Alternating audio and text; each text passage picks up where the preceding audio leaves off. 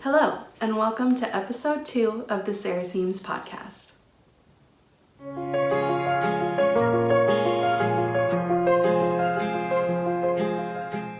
Hello, I'm Sarah. I'm the maker here at the Sarah Seams podcast, and I live in Columbus, Ohio with my partner and our 2 cats. Today is January 10th, 2023, and today I'm going to be sharing some finished objects, both knitting and sewing, some works in progress, which are all knitting, and some acquisitions, and then finally at the end, a few things that I'm loving right now. So to start with what I'm wearing, this is my newly finished Dornie Sweater test knit, and I will talk more about this in my finished objects section.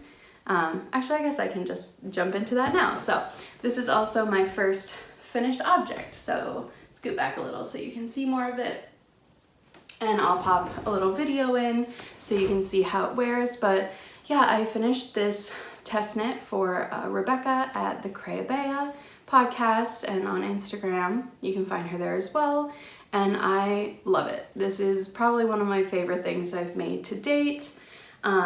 It's this beautiful all over cabled sweater. It's Aran weight. I used Dornie Natura Serrano yarn in the colorway Quartz, and I feel like this color is pretty accurate. It's a very blushy light pink, but maybe if I hold up you can see a little better. Yeah, so it's this super light rosy pink, and it has little flecks of gray, which I think is just the base of the wool. But yeah, I really love how this turns out. I have a 112 centimeter bust, and I made the size 6. So I told Rebecca that I could make the size 5 or the size 6, and I was slotted into the size 6. So I think the size 6 was 131 centimeter bust, so there's quite a bit of ease, almost 20 centimeters. But you can see in the video, I really like how it lays. It's very, it's oversized, but it's not too oversized. I do prefer a crop sweater, so it hits me just at the right spot, and I love it. It's warm without being sweltering, and I'm pretty sensitive to wool, but this is probably the highest neck on a sweater or garment that I've knit to date, and this doesn't bother me. Usually I'm very sensitive right here to wool being scratchy, and I can feel it, but it isn't bothering me, and it's not scratching. So that's awesome. I love that because it's very warm. I feel like I'll be reaching for this a lot in the fall and in the winter. Like, you know, when it's a little cooler out, you could just wear this without a coat, but when it's cold, this is going to be an awesome layering piece. I really love it. The only change I made, and I got Rebecca's permission for this, the pattern is designed to have a double folded collar. So you pick up stitches around the neckline, and then you knit twice the length of the collar and either knit or sew it down. And I initially knit it up that way, but when I went to try it on, it looked crazy. Like this yarn, so it's recommended to be made with a fingering held with mohair, and I'm using a true Aran weight, and this yarn is very round and plush and bouncy. So the double folded collar in this chunky yarn, like it was like up here, like it was doing something crazy, and it was standing out, and it just looked odd. So I asked Rebecca if I could change it to just be a single folded collar, or a 1-layer collar. And throughout the knit, myself and some of the other test knitters found that the initial instruction was to pick up every stitch along the neckline, but other people were having the same issue with their necklines being too wide as well. So Rebecca revised the instruction, I believe, to be picking up only 5 of 7 stitches as you go. And so I ripped it out and redid the neckline, only picking up 5 for every 7 stitches. And it looks so much nicer now, and it's laying really flat, whereas before it was winging out. And I think the single layer collar in this yarn was the right way to go. It's just lying really flat, and then it kind of echoes the ribbing on the cuffs and the hem as well. And I'm just really happy with it. I feel like I'm going to be wearing this a lot, and this pattern should be coming out at the end of January, so keep your eyes peeled. I'm sure I'll be posting on Instagram when it comes out. Oh, Instagram, by the way. Yeah, you can find me on Instagram at Sarah Seams or on Ravelry at Sarah Ribble, and I'll put those here on the screen. Sorry, should have done that at the top. It's hard to remember all these things. Anyways, this is coming out in a couple of weeks and it's a great pattern. I'm really excited for Rebecca, and yeah, I'd love to test more of her patterns in the future because it was a joy. So that's my first finished object. Let's see, I'll just stick with knitting and then we'll do sewing FOs after. So my second finished object for knitting is the Glover socks. These were designed by Rachel Coopy for Pom Pom Mag's Ready Set Socks book, and I had this as a whip last time, but today they are finished. So here are my Glover socks. And I'll just show one so you can see the detail. So these are knitted top down. They have a 2x2 rib cuff, and then there's a 2x2 broken rib pattern on the leg. It's a heel flap and gusset construction, and I used a contrasting color just for the cuff and the toe. Sometimes I don't love a contrast heel in heel flap and gusset. I feel like the contrast heel is a little bit better suited to like a short row heel or an afterthought heel because it has more of that traditional heel shape, whereas the heel flap and gusset is a little bit like, I don't know, I'll do it, but it's not my favorite. So sometimes I do prefer to do just the cuff and the toe as the contrast color.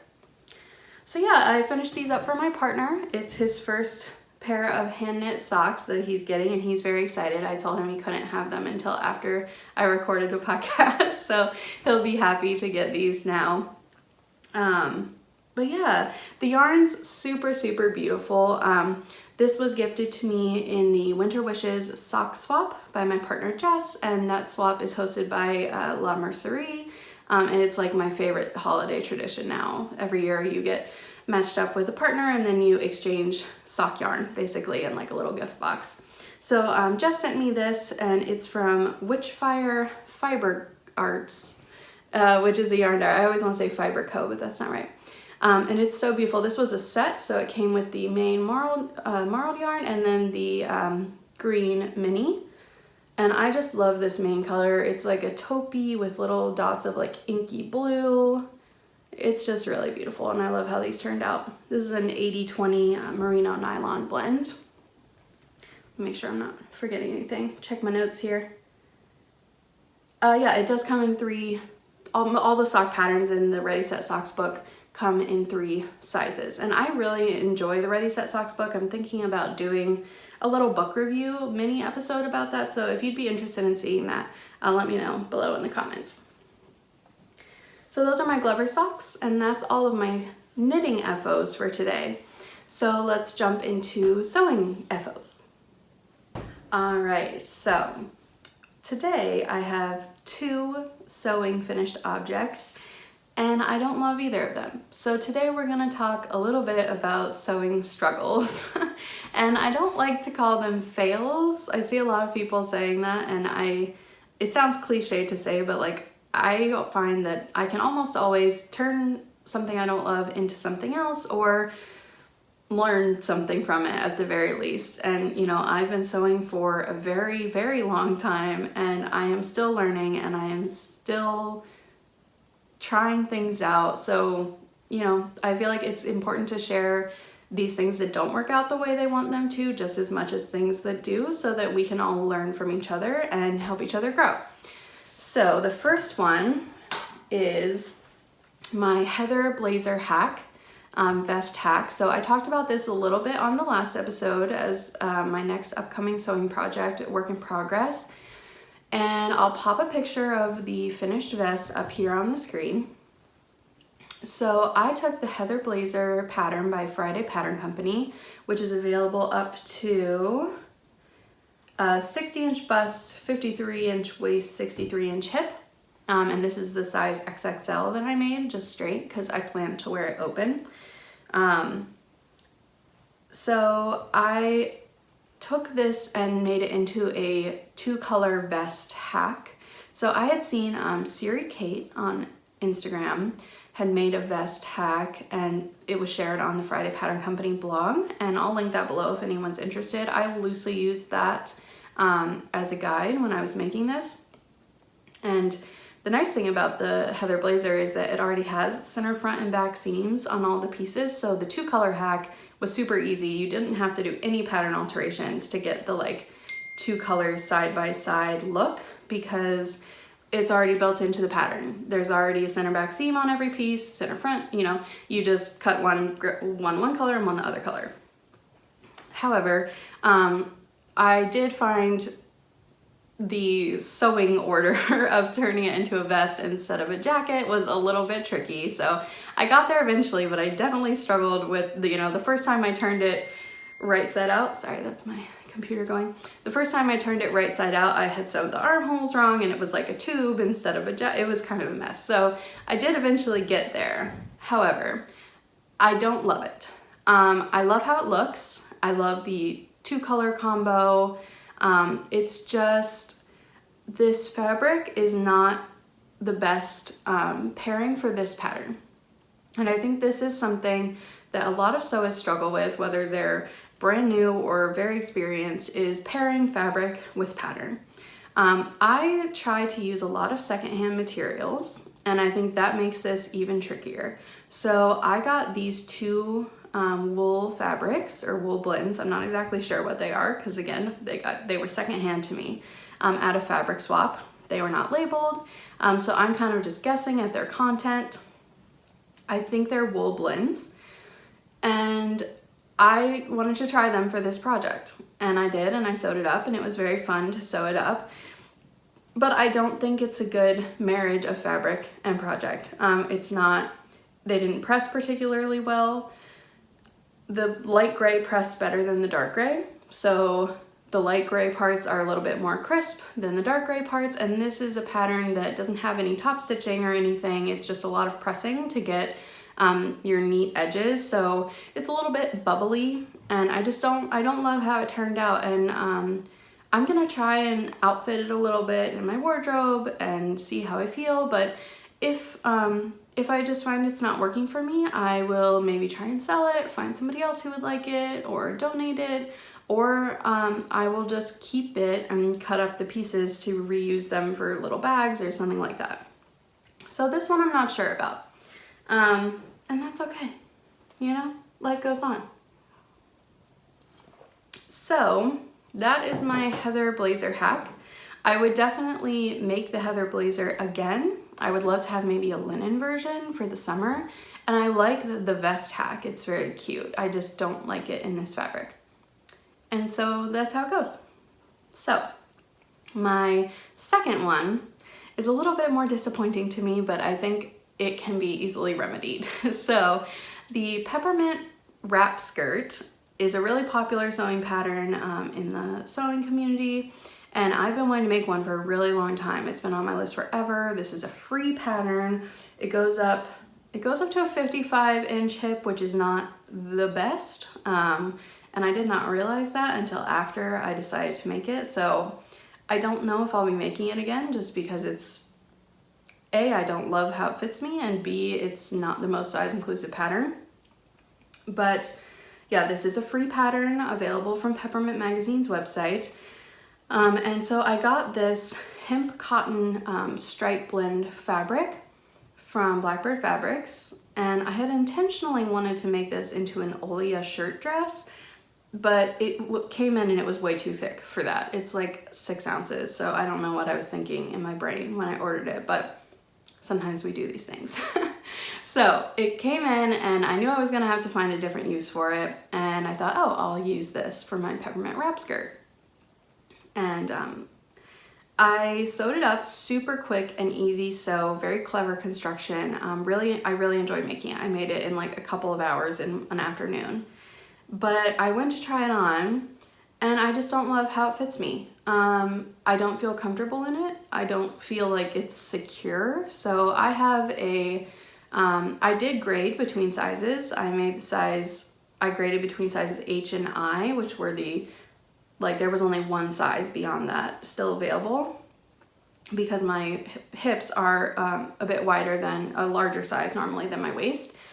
But I feel like I probably needed to do even more, because to cinch in the tie to where it was comfortable at my waist and going to like stay put there, it was then too tight on my hips, and I just didn't like how it looked, and I wasn't feeling good in it.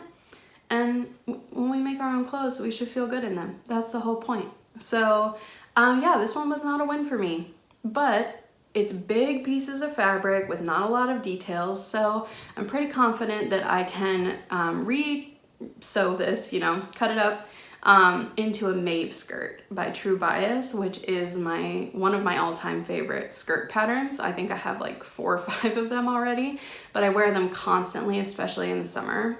So I think I'm going to repurpose this guy, because this is a really nice fabric. I love this fabric. I just don't love this pattern, and it wasn't a good fit for me. I know a lot of people love it, and it's very cute. It's just not for me. So yeah, those were my sewing struggles this week. And it's easy to get discouraged when you put time into things and they don't work out how you like. And that happens to me too. After I sewed these 2 things in a row, and I was kind of like, ugh, like nothing's turning out the way I wanted it to. But I'm just gonna move on to the next thing, and when I upcycle this into a Maeve skirt, I'm sure I'll wear it all the time and be super happy with it. So those are my FOs for this week, and now we're gonna move into works in progress. All right, so my first work in progress today is a very exciting one. If you follow Rebecca at the Creabea or Amy Palco on Instagram or their podcasts, you'll know they are doing the Let's Linto knit along. So I decided to participate in that, mostly because this is a yarn story first, so let me tell the yarn story. So around the holidays, I decided to treat myself to some yarn from Camellia Fiber Company. So this is their Yak DK base. It is 65% merino, 20% silk, 15% yak. And it's this absolutely beautiful chocolate color. And I think they've offered this base once before, but I just kind of started. This is the first time I've ordered from them. I've seen them for a while, but then they were recommended to me by my sock swap partner Jess as well. So I decided I'm gonna treat myself and order a sweater's quantity of this as a Christmas gift for myself, because we all do that, right? So it came, and it's absolutely beautiful. It's so soft and shiny and warm, and it's just one of those yarns that's so soft, like when it's in your hands you feel like you're not even holding it or touching it. It's just like air. It's amazing. But so I ordered 4 skeins, which is a little over 900 yards. And when I got it, I realized I definitely needed one more for most sweaters. So I was like, oh my God, I ordered this beautiful splurgy yarn and I didn't get enough. Tear. I was like so sad. And then I was looking at the Linto, and at first I had a complete brain fart, and I was like, this is a fingering weight sweater, this isn't gonna work. But no, it's fingering plus mohair, so it's essentially DK. So yeah, I decided to jump in on the Let's Linto knit along with my Camellia Fiber Company Yak DK, because I knew I wanted to make something really simple with this that would just let the yarn shine. So I cannot believe how fast this pattern knits up, and it's because of the gauge. So the reason you can get a whole sweater out of 900 yards, hopefully, is because it has a quite loose gauge. So this is knit on size 10s. Let me show you here. So here's where I'm at. And I had gotten to about here before and realized that I messed up one of my increases like way back here, and it was super obvious. So I've actually basically knit this yoke twice at this point in like 4 days. So it is so speedy, and this is just, I am obsessed with this. It is so soft and beautiful, and this pattern is just so speedy. So it has a double folded collar, which in this yarn I love. I know it didn't really work on my Dornie, in this yarn, but in this yarn, which is a little more drapey and a little thinner, it really works, and I've already tried it on. It looks beautiful. So yeah, it has a double folded collar, and then it has some short row shaping in the back, which I really need. I've learned that since I started knitting like a year and a half ago.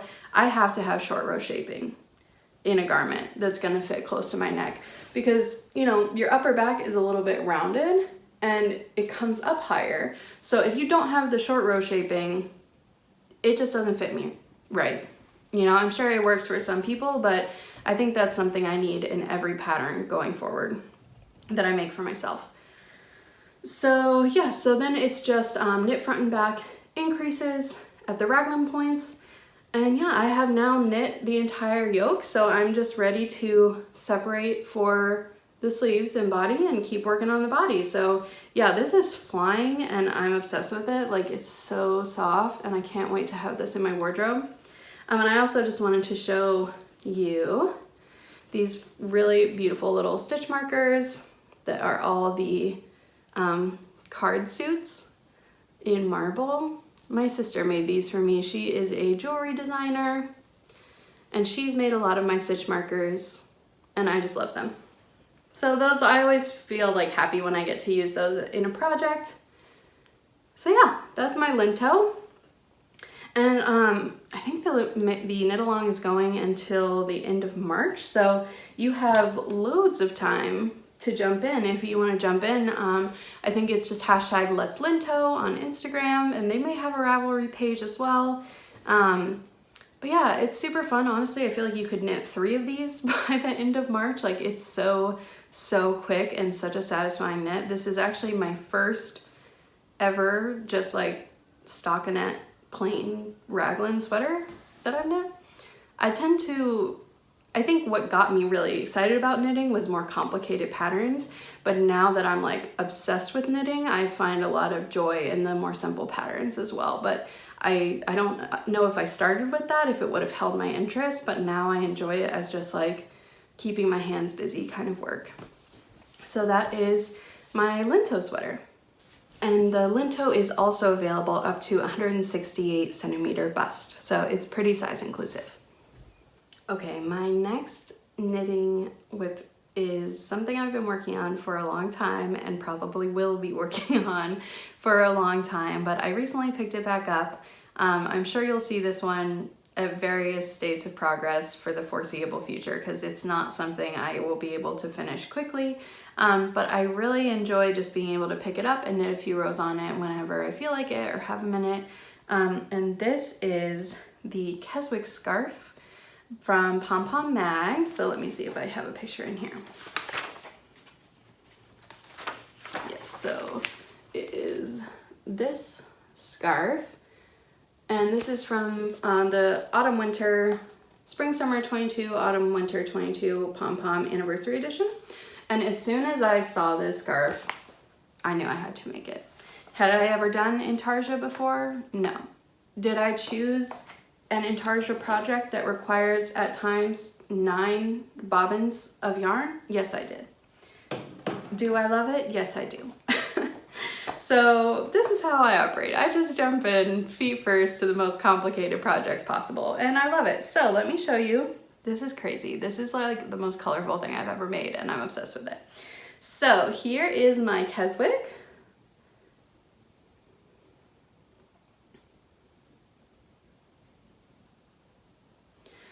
It's so fun. I love it. Eee! I'm about a third of the way done. So you can see it's kind of on the back. It's like there's yarns everywhere. So part of the reason this is a very slow going project for me is because there is a lot of yarn management. Like I said, at times there are at least always 8 and sometimes 9 little cakes or bobbins that you have to keep track of. And it takes so much longer because of all the yarn management, but it's a very satisfying slow knit. So let me show you again here. So the background and the border are 1 strand of mohair, and all of these colors are from the Wandering Flock. This was a treat yourself project and I love it. I definitely can't afford to always buy that much hand-dyed yarn for a project, but this one is very special. I just love this. I feel like this is like a passion project for me. So yes, this is the Wandering Flock mohair in the color Alpine Blue, and that's the color that goes throughout the entire thing. So in the border and in the solid mohair squares, it's held single, but then it's also held with the other yarns throughout the entire project. So it kind of ties everything together. The navy is just their navy. This white speckly yarn is Unicorn. The pink is, what is the pink called? Electric Orchid. And then the neon yellow is called YOLO. So yeah, what I love about this design is just like all of the colors get to interact with each other at some point. So it's kind of this plaid, and so you can see like here we've got like white and yellow and blue, and here we've got white and pink and blue. And down here it's like navy and neon and blue, and it's just, it's so fun. But it's gonna take me forever. It's gonna take me forever, but that's okay. It's one of those projects. So I'll probably check in on here from time to time just to show you my progress, but yeah, just know I'm plugging away at this guy in the background, and I know once it's done, it's gonna just be like one of those really special pieces that when you wear it, you're like, I made this. I made this? Like, it's just, I'm excited. So that is my Keswick scarf, and I'm very excited to continue working on it. The last whip I'm gonna share with you today, because it's not the last one. There's 3 more. I used to be good, and I only ever had like 3 to 4 knitting projects on the go at once. There's definitely 6 now. But we're just gonna talk about the ones that I'm actively working on right now. So, since I finished my Glover socks, I immediately cast on another pair, because that's how I roll. And let me show you what I've got. So, believe it or not, I've actually never knit just like a basic stripe sock before. I feel like this is like something sock knitters do, but I had never done it. So I'm actually knitting these as a gift for someone, and I'm not gonna say who, just in case they happen to watch this. But yeah, so this is also the first time I'm not using a sock pattern. I feel like I've made enough socks at this point that I kind of know like, okay, I'm gonna cast on 64 stitches. I'm gonna work the ribbing I want. In this case, I'm doing a 2x2, which I've come to really like. I think I prefer it to a 1x1. I think they fit better. And then I'm just gonna do 3 round stripes in stockinette, heel flap and gusset heel, and then yeah, I'll probably do the solid gray, I guess it's kind of gray, as the toe as well. And then for the heel, I'm actually gonna use the color changing yarn, just to get a little bit more credit for the color changing. So let me tell you about my yarns here. The first one is Knit Picks Stroll. And I actually learned about this base from Summer Lee Knits on Instagram, who, if you don't follow her, she has amazing sock patterns. They're so fun and colorful, but she uses a lot of Knit Picks Stroll. It's very cheap, and it's a nice yarn. So it is 50 grams, 231 yards, fingering weight wool. It is 75% superwash merino and 25% nylon. I do prefer less nylon content in a sock base, and I really prefer non-superwash in my socks, which is just something that I've kind of learned about my own preferences over the past 1.5 years or so of knitting socks. But you know, given that this is like $6, it's a really nice sock yarn, and I feel like it's really good for gifts, which these are. So at some point I had just ordered a couple like neutral colors in this to use as accents with other yarns. So I got this pretty gray, which is slightly heathered, and I believe this is called, if I can find the color, Jackrabbit Heather. So it's kind of a gray brown. It's got like touches of brown in it. So that's kind of the main color. And then my contrast color I'm going to reveal my sources to you. One of my favorite places to get secondhand craft supplies is this website called Make and Mend, and I'll link it below. I believe they're based in Massachusetts and they have a brick and mortar store there, but they also have an online store, and they usually do drops on like Thursday nights of new supplies. They have all kinds of art supplies, but they do have a lot of fiber. So they have fabric and they have yarn. So I always like to get on there and look at their new drops. It is a little competitive. I will say, like, if the drop's at like 7 p.m. on a Thursday, people will be on there like snapping stuff up. So I usually try to avoid that because it stresses me out.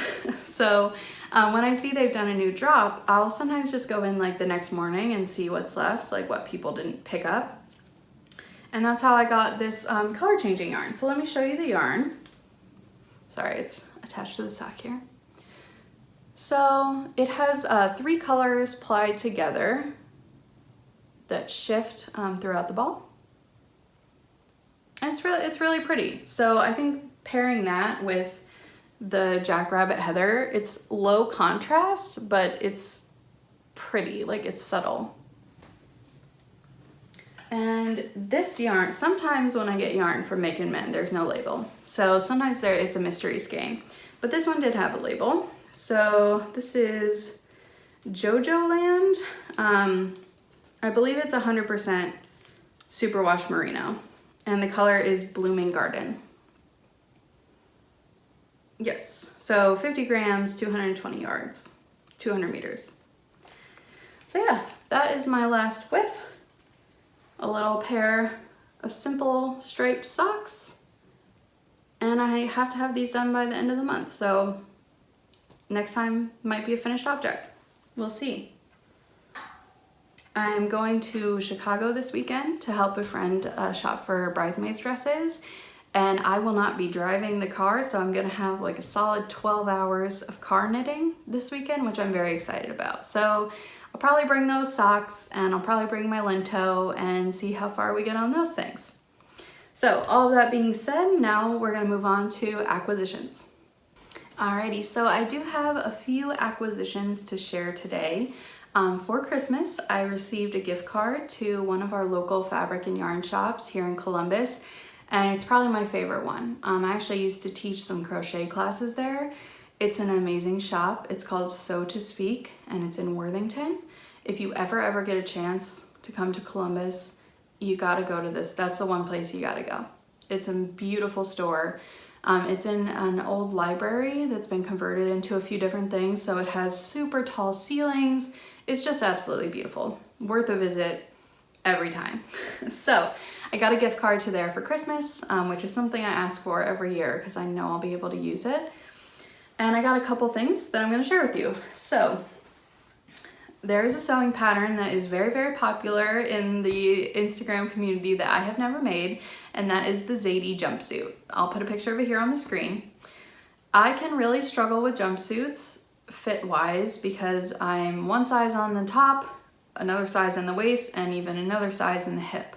So I love the idea of having a jumpsuit, but I don't find that sometimes the fit work required is too much, or it's just, I don't feel comfortable in them. But I really want to make this work for me. So I'm definitely gonna make a muslin of this, do some fit adjustments, and get it right, because I think this jumpsuit, the short sleeve version in like navy, black, would be things that I could wear all year round and would just be like a go-to piece for me. So I used that gift card and I got some navy Brussels washer linen. So if you've never used this fabric before, I really like this fabric. It's a little bit more, it's definitely more affordable than linen, 100% linen. It's a linen rayon blend, and I find that the rayon gives it a super lovely drape, and it washes really well and wears really well, and it doesn't get as wrinkly as linen. So yeah, this is by Robert Kaufman, I believe, and they do carry this in store, as so to speak, in quite a few colors. And it's a really good workhorse fabric for me. I've made some skirts out of this. I've made quite a few things out of it, and it's just really nice. Even when it's folded, you can see it has like a really nice drape. So I'm planning for this to be my Zadie jumpsuit. maybe that's the thing I'll make next. I don't know what I'm gonna make next for sewing. I haven't decided. I need like an easy win, I think, after those 2 projects I had that didn't really work out. So I'm thinking about maybe a hinterland dress or just something simple that I know will fit me in a fabric that I really like, because yeah, I feel like I just need like a little boost after my sewing struggles that I shared with you. So yeah, that's gonna be a Zadie jumpsuit. The other thing I got with that gift card, there is a Woolfolk pattern that is called the Able Cow, which I'll pop a picture in, that I love. I love like a patchworky cable vibe. I don't know, stuff like this. Before I started making my own clothes, I loved Anthropologie. I love their aesthetic. It just does it for me. Every time I go in there, I'm just like, every single thing, so beautiful.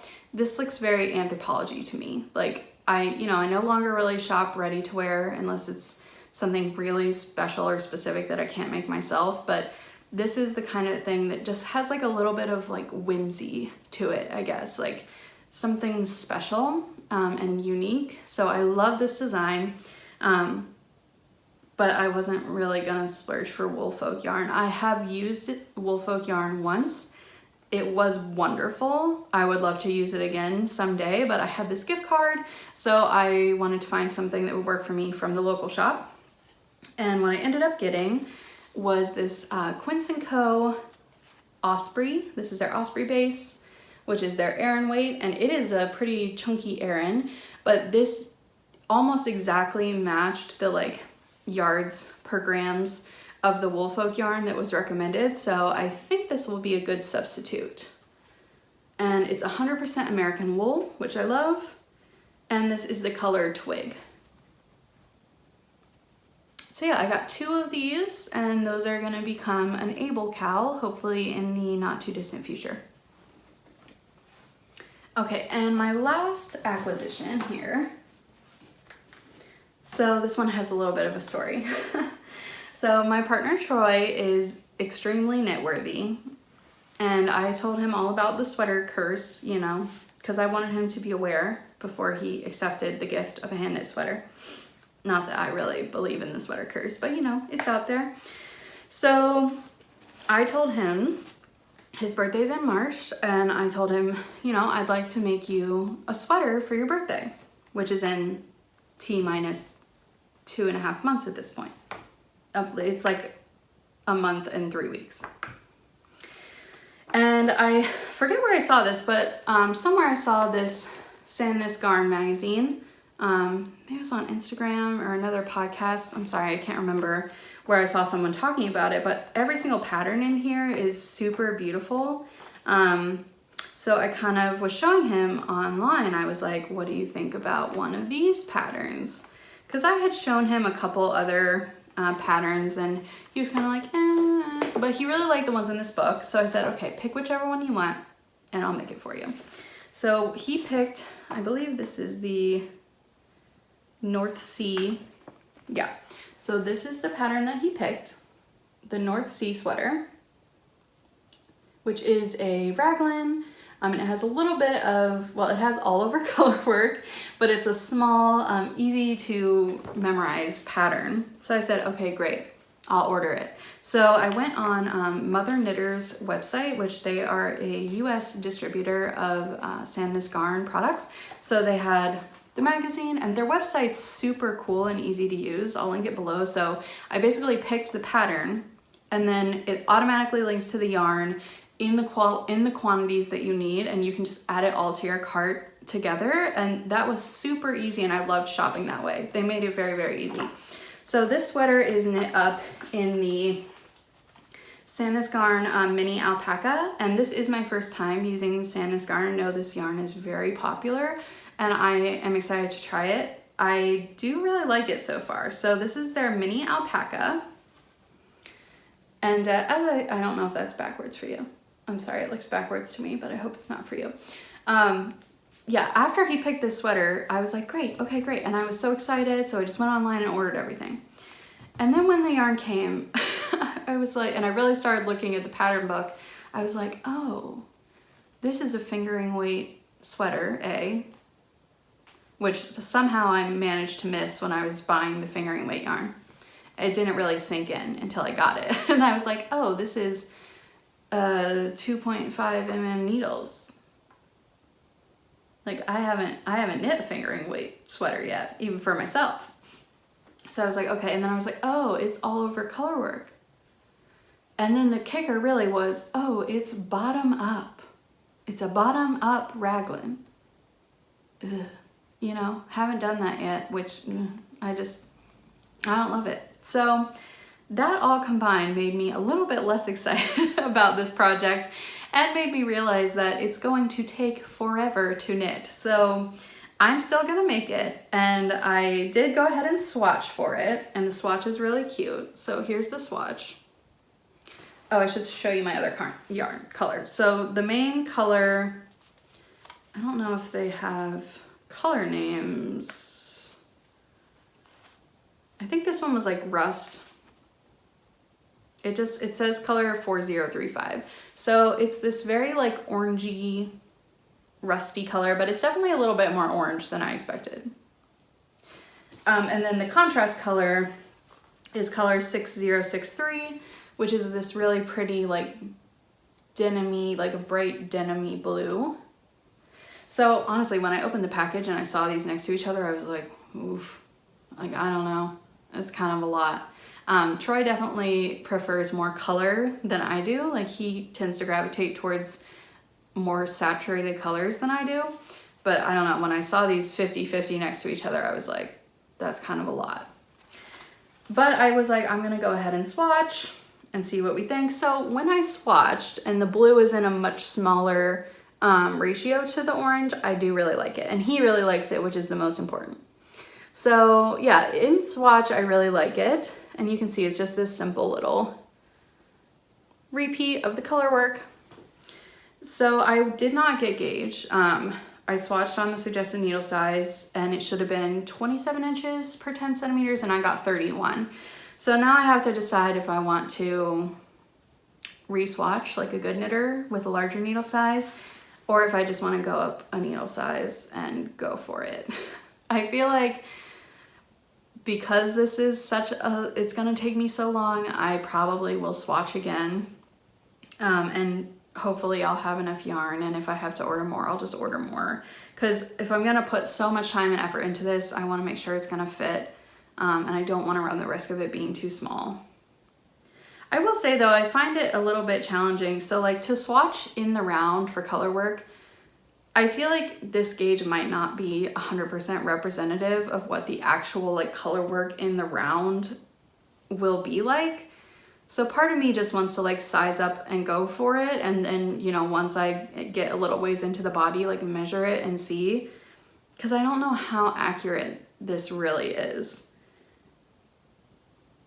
So we'll see. I'll let you know what I decide. I'm probably gonna, and he's definitely not getting it for his birthday. I was like, you're gonna get this like maybe for Christmas. So that's my swatch, that's my yarn and my pattern, and I'm hoping that I can cast this on maybe for his birthday.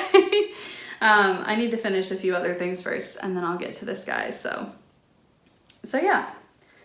I also should say I was not a swatcher until recently. I swatched for my Dornie, and that was the first swatch I've ever done.